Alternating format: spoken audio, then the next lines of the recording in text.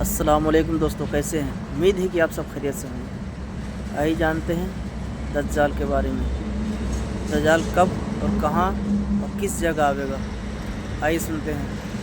اعوذ باللہ من الشیطان الرجیم، بسم اللہ الرحمن الرحیم۔ شروع اللہ کے نام سے جو بڑا مہربان نہایت رحم کرنے والا ہے۔ قرب قیامت کا ایک ایسا فتنہ جس کا خوف اور دبدبہ ہر زمانے میں پایا جاتا تھا۔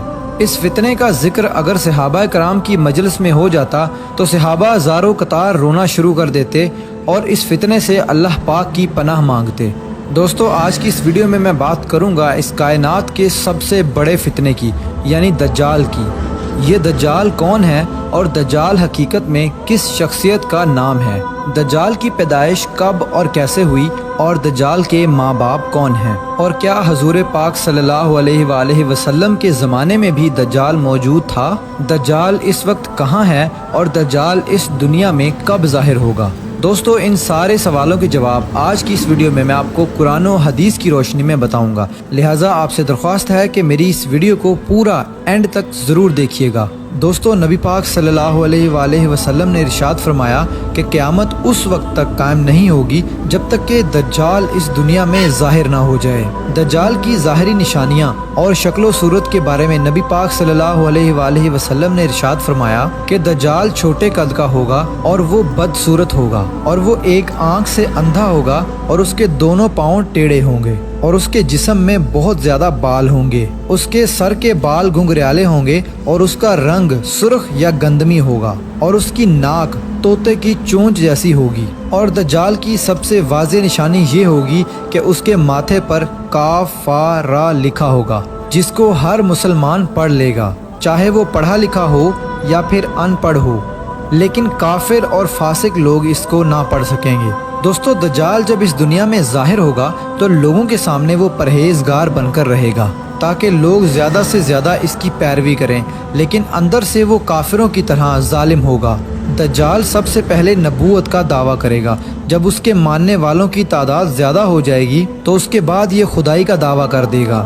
دجال ایک بہت بڑی سواری پر سوار ہو کر پوری روئے زمین پر گردش کرے گا۔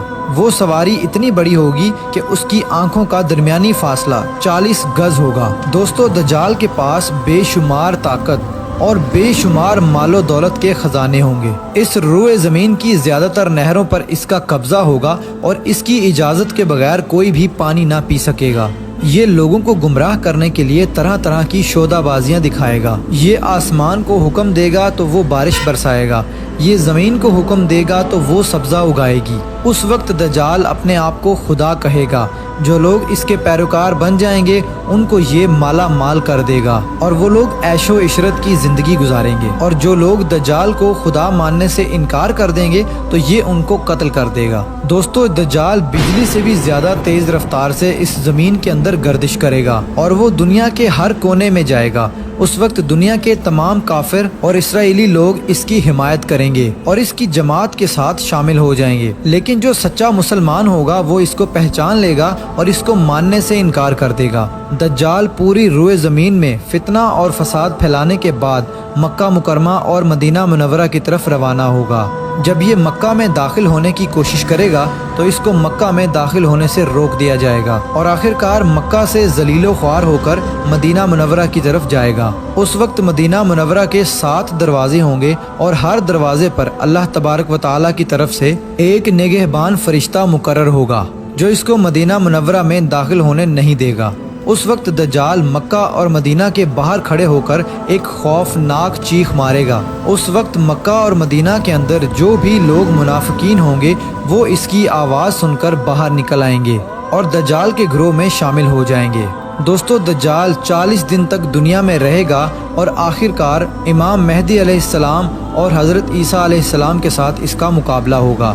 اس وقت دجال کا لشکر دنیاوی اعتبار سے مسلمانوں سے زیادہ مضبوط اور زیادہ طاقتور ہوگا۔ اس وقت مسلمانوں اور دجالی گروہ کے درمیان ایک بہت بڑی جنگ ہوگی۔ اس جنگ کے اندر دجالی ہار جائیں گے اور دجال کے لشکر کو بہت بری طرح ہار کا سامنا کرنا پڑے گا۔ اس وقت دجال حضرت عیسیٰ علیہ السلام سے ڈرتے ہوئے فلسطین کی طرف بھاگے گا اور حضرت عیسیٰ علیہ السلام اس کا پیچھا کرتے ہوئے اس کو مقام لد پر پکڑ لیں گے۔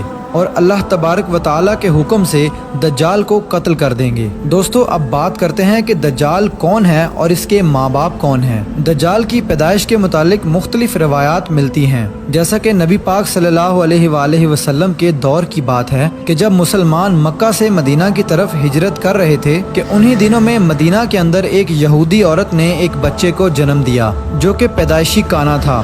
پیدائش کے اعتبار سے یہ بچہ بہت عجیب و غریب تھا۔ بچپن میں یہ بچہ مدینے کے اندر بچوں کے ساتھ کھیلا کرتا تھا اور آہستہ آہستہ یہ بچہ مدینے کے اندر مشہور ہونے لگا اور مدینے کے اندر اس نے اپنے اوپر وحی آنے کا دعویٰ کر دیا اور یہ بچہ لوگوں کے ساتھ عجیب و غریب اور پر اسرار باتیں کرنے لگا۔ جب اس کی ماں کو یہ علم ہوا تو اس کی ماں حضور پاک صلی اللہ علیہ وآلہ وسلم کی خدمت میں آئی اور اپنے بیٹے کا سارا حال نبی پاک صلی اللہ علیہ وآلہ وسلم کو بتایا، اور اس بچے کی ماں حضرت محمد صلی اللہ علیہ وآلہ وسلم سے گزارش کرنے لگی کہ آپ اس بچے کا معائنہ کریں کہ یہ کیا کر رہا ہے۔ ایک دن آپ صلی اللہ علیہ وآلہ وسلم صحابہ کرام کے ہمراہ اس بچے کا معائنہ کرنے کے لیے اس کے گھر کی طرف روانہ ہوئے تو آپ نے رستے میں اس بچے کو انصاری بچوں کے ساتھ کھیلتے ہوئے دیکھا۔ اس بچے کا نام ابن سیاد تھا۔ اس وقت آپ صلی اللہ علیہ وآلہ وسلم کے ساتھ عمر بن خطاب رضی اللہ تعالی عنہ اور دیگر صحابہ کرام بھی موجود تھے۔ اس وقت ابن سیاد بلوغت کے قریب تھا لیکن جوان نہیں ہوا تھا۔ آپ صلی اللہ علیہ وآلہ وسلم اس کے قریب گئے لیکن اس کو پتہ نہ چلا تو آپ صلی اللہ علیہ وآلہ وسلم نے اس کی کمر پر ایک ضرب لگائی اور ابن سیاد سے فرمایا کہ کیا تم گواہی دیتے ہو کہ میں اللہ کا رسول ہوں؟ تو ابن سیاد نے آپ صلی اللہ علیہ وآلہ وسلم کی طرف دیکھا اور کہا کہ میں گواہی دیتا ہوں کہ آپ اللہ کے رسول ہیں۔ پھر ابن سیاد نے آپ صلی اللہ علیہ وآلہ وسلم سے کہا کہ کیا آپ گواہی دیتے ہیں کہ میں اللہ کا رسول ہوں؟ تو آپ صلی اللہ علیہ وآلہ وسلم نے ابن سیاد کو چھوڑ دیا اور فرمایا کہ میں اللہ اور اس کے رسولوں پر ایمان لایا۔ اس کے بعد آپ صلی اللہ علیہ وآلہ وسلم نے ابن سیاد سے پوچھا کہ تو کیا دیکھتا ہے؟ تو ابن سیاد نے کہا کہ میں سمندر پر عرش دیکھتا ہوں۔ تو اس وقت آپ صلی اللہ علیہ وآلہ وسلم نے ارشاد فرمایا کہ وہ ابلیس کی چال ہے۔ تو اس وقت ابن سیاد نے حضرت محمد صلی اللہ علیہ وآلہ وسلم کو بتایا کہ میرے پاس سچی اور جھوٹی خبریں آتی ہیں۔ یہ بات سن کر آپ صلی اللہ علیہ وآلہ وسلم نے فرمایا پھر تو تیرا معاملہ الٹ ہو گیا۔ اس کے بعد آپ صلی اللہ علیہ وآلہ وسلم نے ابن سیاد سے فرمایا کہ میں نے تیرے لیے ایک چھپانے والی چیز چھپائی ہے۔ دراصل اس وقت آپ صلی اللہ علیہ وآلہ وسلم نے اپنے دل کے اندر لفظ دخان سوچا تھا۔ تو ابن سیاد آپ صلی اللہ علیہ وآلہ وسلم سے کہنے لگا کہ آپ نے دل کے اندر جو چیز چھپائی ہے وہ الدخ ہے۔ تو اس پر آپ صلی اللہ علیہ وآلہ وسلم نے ارشاد فرمایا کہ ذلیل ہو جا، تیری قدرت بڑھ نہیں سکتی۔ اس وقت حضرت عمر رضی اللہ تعالی عنہ نے فرمایا کہ اگر آپ مجھے اجازت دیں تو میں اس کی گردن اڑا دوں۔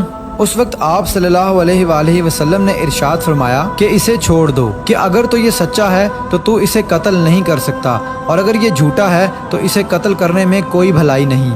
دوستو مدینے کے لوگ ابن سیاد کے بارے میں کہا کرتے تھے کہ بعض شیاطین اس کے پاس آتے تھے جو اسے عرش الہی کی خبریں دیا کرتے تھے، جبکہ آپ صلی اللہ علیہ وآلہ وسلم نے ابن سیاد کے بارے میں سکونت اختیار کی ہے، کیونکہ آپ صلی اللہ علیہ وآلہ وسلم کی طرف یہ وحی نہیں کی گئی کہ ابن سیاد کی حقیقت کیا ہے، جبکہ بعض لوگ ابن سیاد کو ہی دجال مانتے ہیں، اور چند صحابہ کرام کا خیال بھی یہی تھا۔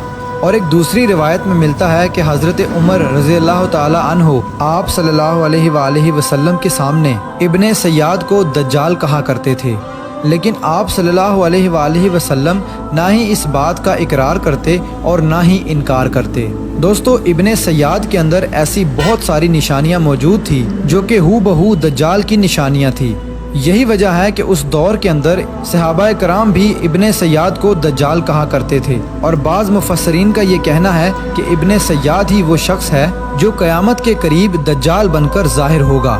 حضرت ابو سعید خدری رضی اللہ تعالی عنہ بیان کرتے ہیں کہ ابن سیاد مجھ سے کہنے لگا کہ میں دجال کے ماں باپ کو بھی جانتا ہوں۔ اور دجال کو بھی جانتا ہوں۔ تو اس وقت حضرت ابو سعید خدری رضی اللہ تعالی عنہ نے ابن سیاد سے کہا کہ کیا تو اس بات کو پسند کرتا ہے کہ تو ہی دجال ہو؟ تو اس وقت ابن سیاد نے کہا کہ اگر مجھے دجال بنایا گیا تو میں اس بات کو ناپسند نہیں کروں گا کہ میں دجال بنوں، یعنی کہ میں دجال بننا پسند کروں گا۔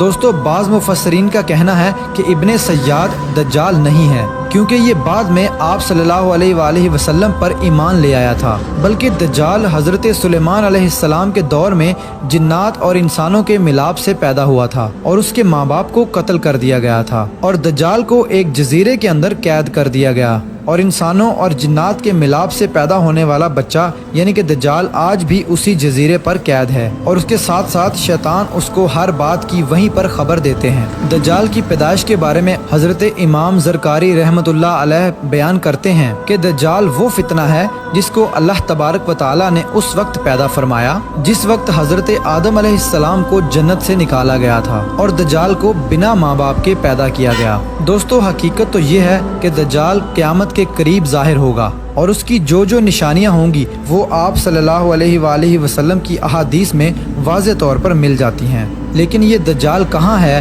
اور یہ کہاں سے آیا، اور یہ کیسے پیدا ہوا، اور اس کے ماں باپ حقیقی طور پر کون ہیں، اس کے بارے میں کسی کو کوئی علم نہیں ہے۔ اس کا علم صرف اللہ تبارک و تعالیٰ کی ذات کے پاس ہے۔ اللہ پاک ہی بہتر جانتا ہے کہ دجال حقیقت میں کون ہے اور وہ کیسے پیدا ہوا۔ اللہ تبارک و تعالیٰ سے دعا ہے کہ اللہ پاک اپنے پیارے حبیب حضرت محمد صلی اللہ علیہ وآلہ وسلم کے صدقے ہم سب کو دجال کے فتنے سے بچائے اور ایمان کی سلامتی کے ساتھ ہمیں زندگی گزارنا اور مرنا نصیب فرمائے۔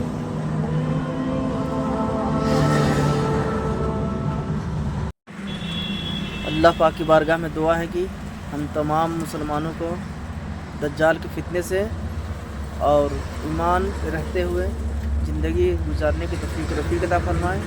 آمین۔ وآخر دعوانا الحمدللہ رب العالمین۔ السلام علیکم۔